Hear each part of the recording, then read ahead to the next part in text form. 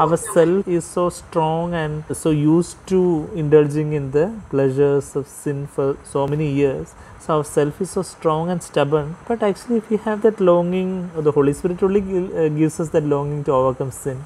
And in that longing of the Holy Spirit, we cry out to the Lord with cries and tears. The Lord will hear, and the Lord will meet with us and empower us with the Holy Spirit.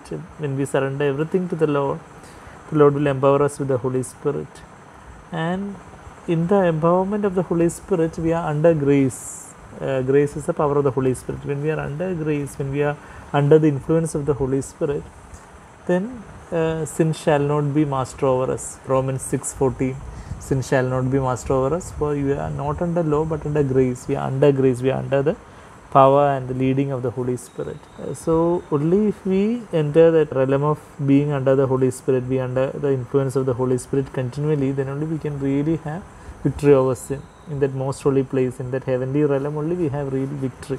It is a real life in the new covenant, life in the Spirit, but not sometimes, but always. Actually, Lord has to take us through many failures so that we will be broken in our self-will and we will be so dependent and so helpless that, Lord, I know that apart from you, I cannot have any victory. And when we become that helplessly and childlike dependence becomes ours, then actually we will be clinging on to the Lord, and the Lord will be able to keep on flooding us with His power, and the Lord will help us. So never be discouraged by the failures, but rather every failure proves to us that we were proud or we were selfish or self-centered in some area where we wouldn't have light even. But as we seek the Lord will help us to see that how we love ourselves.